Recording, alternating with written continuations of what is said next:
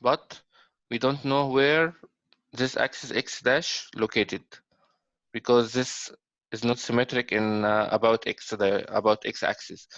So to find the location of CG, we need to find this distance, and it is given to you in the problem that this distance is called y bar. So y bar is the location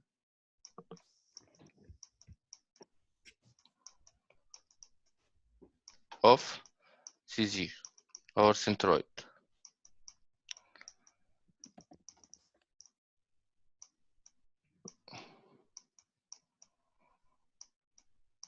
Okay,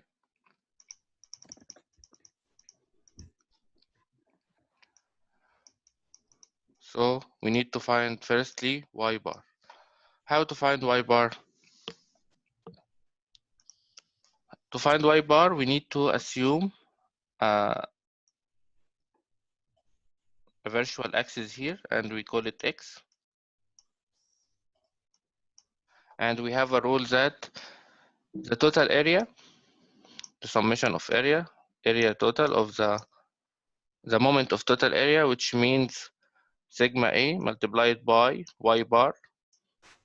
This means the total area multiplied by the the the distance from the centroid to an axis, which is x, is equal to the summation of each area AI multiplied by its distance from this axis yi. Okay, this means that if we have something like this, the total area multiplied by its CG location equal to the summation of each small area multiplied by its CG location from the same axis. Okay, so y bar, which we need to calculate here, will be the summation of each area multiplied by its centroid location divided by the total area. Okay, so to use this formula, we need to divide the irregular shape we have to some regular shapes, such as rectangular or triangular. So here we can subdivide this T shape to 3 rectangulars. This one, 2, and 3. Okay, so this one is number 1, and this one similar to number 1, number 2, and we have here the light blue one is number 3. Okay, so the summation of each area multiplied by the distance from x-axis equal to the total area multiplied by y bar. Okay, so to make it easy for you, I will divide it for, I will extract these 3 areas here. We will do this only in the first problem to make it clear for you. This is the area, the areas we have, and this is the x-axis we have. We will calculate the moment regarding to this one, and we have you know that the CG for this rectangular will be here in the middle, and for this rectangular the CG will be here in the middle, and for this rectangular will be here in the middle. Okay, and we have this dimension 50, and this one 150.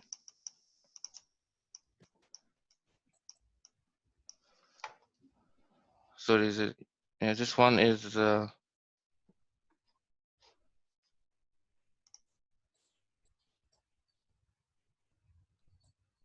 125. Sorry, this one.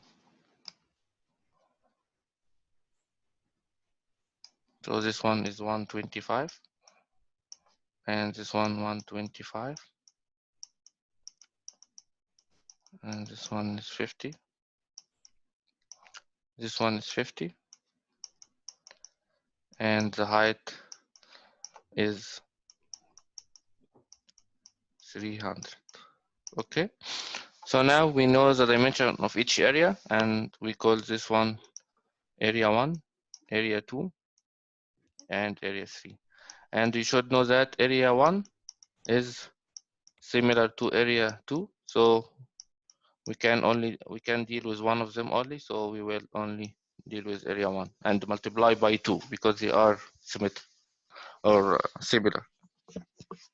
Okay, so now we know the area. What is y? Y is the distance from the CG of each area to the assumed axis or the virtual axis x. So this will be y1. And similarly, we have here y2 and y1 equal to y2. Okay, and for area 3, the distance from the CG to the centroid to the axis x is y3. Can anyone tell me how can we get y1 and y2 and y3? y1 will be equal to this total distance, the total height is 300, right? And this CG in the middle, so half of the 50 will be 25. So how can we find y1? y1 will be 300 minus 25, so it will be 275 millimeter. And similar to y1 will be y2, 275 millimeter. Okay. For y3 will be here. This total distance is 300. So y3 will be half of 300 and will be 150. So y3 will be 150 millimeter. Okay. So now we know each y for each area.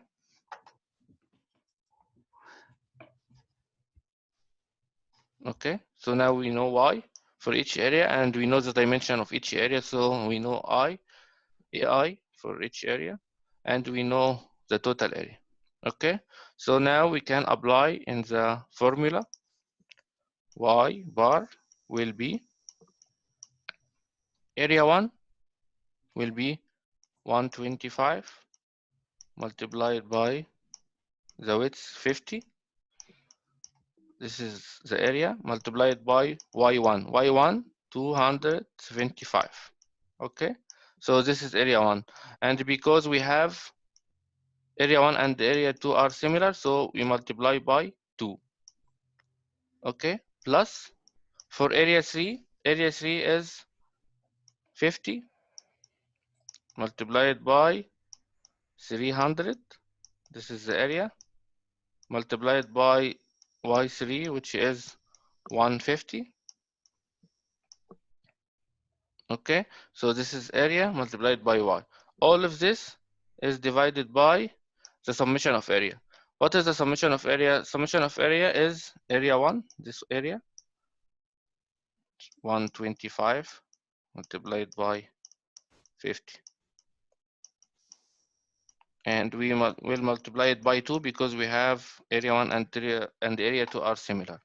Plus area 3, this is area 3, 50 multiplied by 300. So now we can find y bar. Y bar will be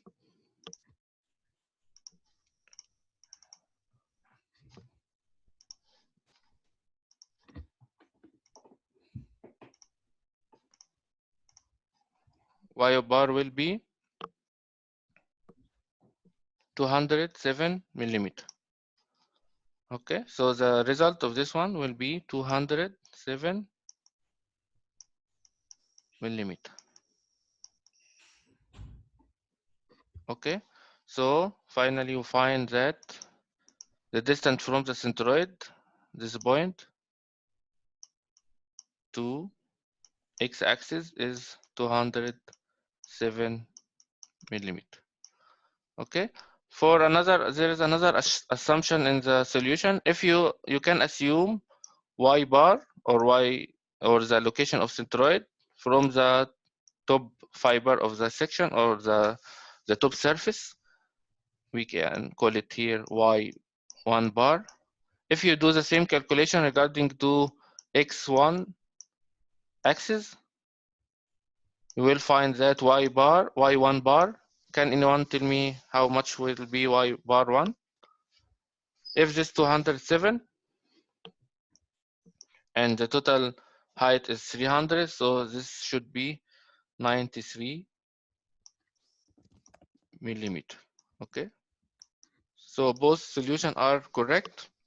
It depends only on where you assumed the axis of the x-axis, and regard the dimension or the result will be regarding to this axis. Okay, do you have any question about this problem? Okay, so now we finished the centroid location,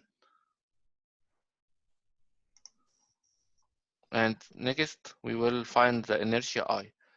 So now we can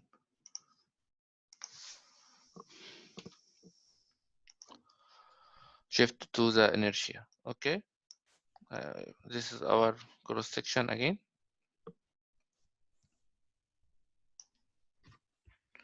This dimension is 50. This dimension is 300 millimeter. This dimension is 50 and 250. And y bar is somewhere here. The centroid is somewhere here. This is y bar equal to 207 millimeter, and the centroid is here on this vertical axis, and this is our centroid or CG. Okay, now we need to calculate I x dash, which is the inertia about the centroid x dash. Okay, how can we find the inertia I x dash? I will give you some basic relation to keep in your mind. If we have a rectangular with dimension b and t, and you know that the centroid of a rectangular is here in the middle. This is our centroid. So the inertia I x, if this x, the centroid, the inertia I x for a rectangular about its centroid will be b t cubic divided by 12. Okay, b is the parallel to x, t is the normal or perpendicular to x. Okay, so if I am calculating Ix, so b is the parallel without cubic, t is the normal or the perpendicular, so cubic, divided by 12. If you want to calculate Iy about the G, Iy will be t b cubic divided by 12. Because for y, sorry, if this y-axis, so the parallel to y is t and the perpendicular to y is b. So t b cubic divided by 12. Okay, this Ix and Iy is the basic value for the inertia about an axis x passing through the CG. So this x-axis passing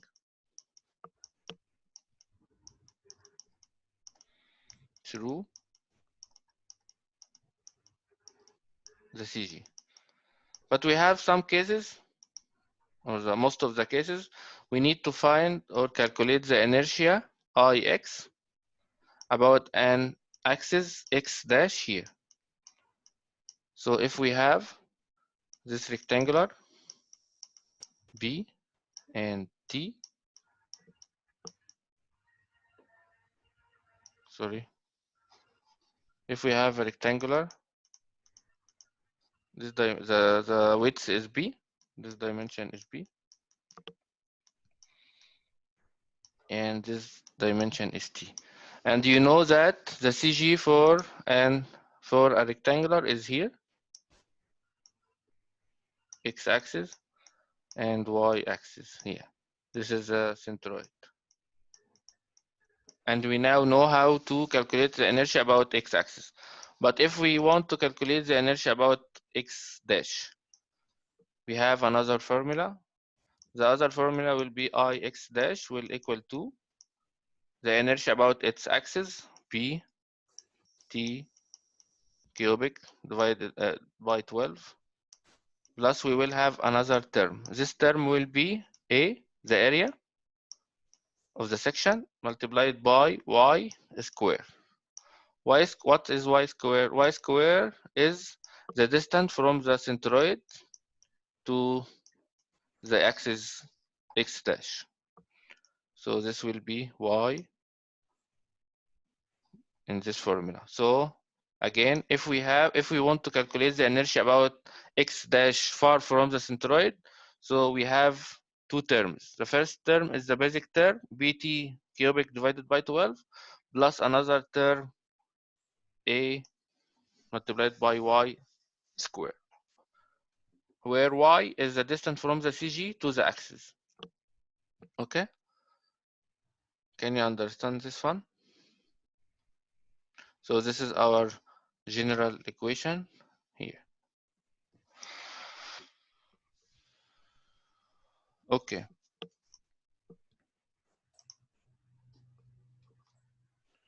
So now we know the relation. If we return back to the calculation, I will remove this one.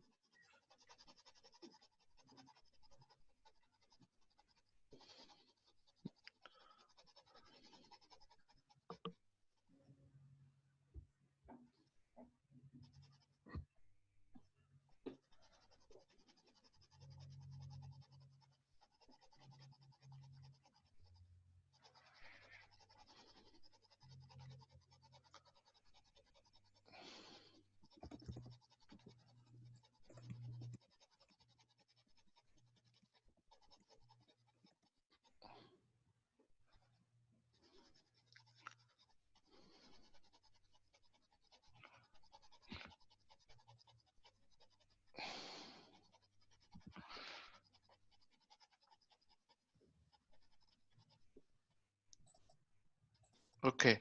If we want now to calculate the inertia Ix dash for this section, how can we do it? We can't do it for the whole section. So we again divide it to some regular areas, the same as we divide in the first step, or you can divide it whatever you want. So this is 1, this is 2, and this area is 3. Okay, and if we put the centroid location for each one, this is the centroid for area 1, this is the centroid for area 2, and this is the centroid for area 3. So this is 1, 2, 3. Okay, as you can see, the centroid for the whole section, this one, CG, is not coincide with the centroid for area 1 or centroid of area 2 or centroid of area 3. So we will have the case of that Ix dash for each area will be the general equation bt cubic divided by 12 plus each area multiplied by y square. Okay, this is the general equation for our problem. So for area x bar for the whole section will be Ix 1 dash plus I x2 dash plus I x3 dash. The inertia for the whole section is equal to the summation of the inertia for each area. Okay, so if we make it one by one for the first time only, so we will have this area. If we have this area, this is the centroid, and this is x dash, this area 2, and this is the centroid of area 2.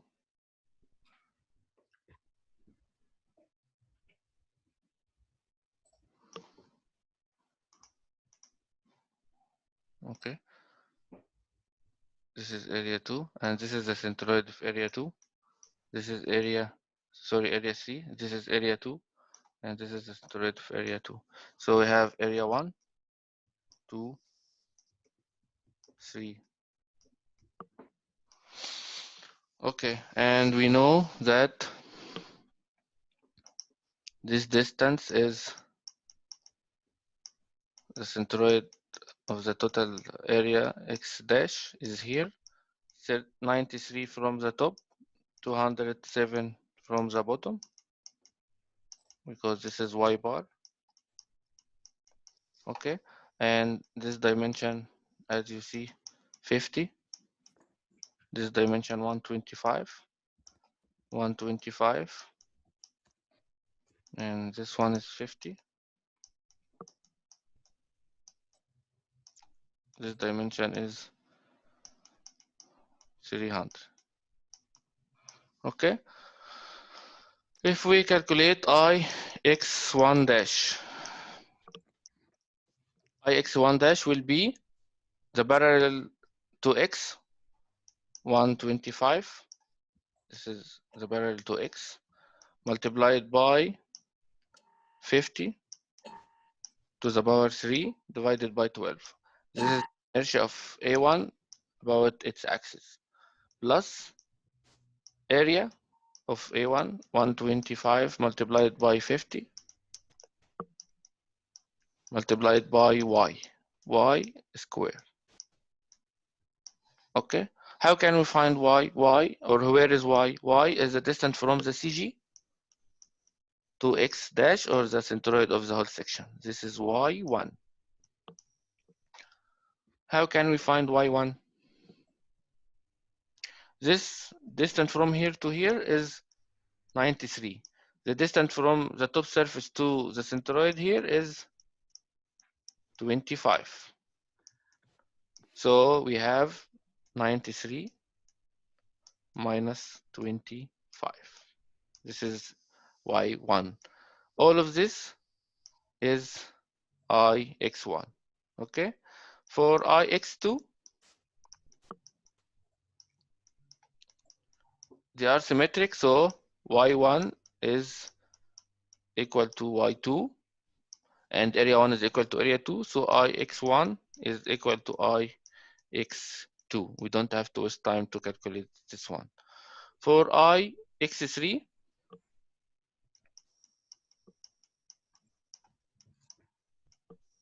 ix3 will be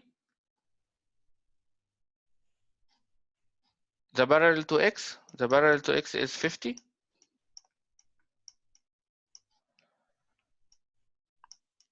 The normal to x is 300 cubic divided by 12, plus the area 50 by 300. This is the area multiplied by y square. What is y here? Y here is the distance from the centroid of the area to the centroid of the whole section. This is y3. How can we find y3? We know that this distance is 207, and the distance from the centroid of the area to here is 150. So the difference between them is y3. So y3 will be 207 minus 93. Okay, so using these formulas, we know I1 and I2 and I3. So ix1, ix dash for the whole section will be ix1 dash. We will multiply it by 2 plus ix dash 3.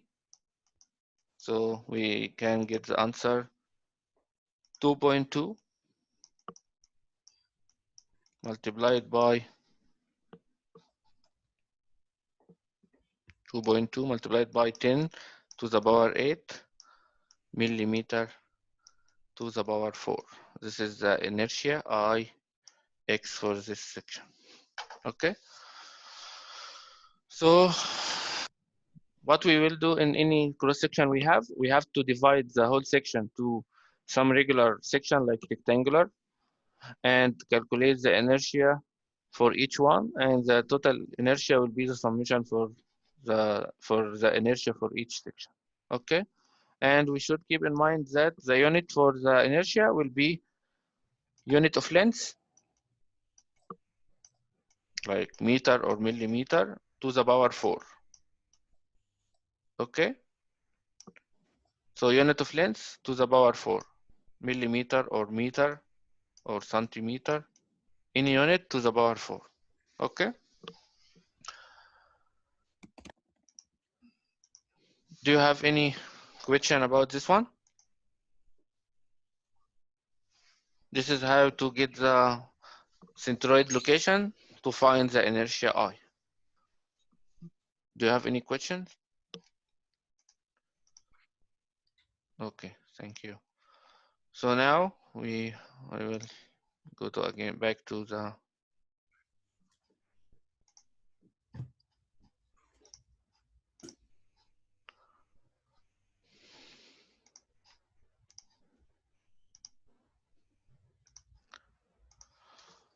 this is tutorial examples we have. We finished the first one, now the second one. I will give you 10 minutes to try the second one. The second one is similar to the first one, except that it is a bisection, inverted bisection. So we will do the same, given the dimension, and here is a centroid located here, and given y bar, and we need to find y bar to find the centroid location. Okay,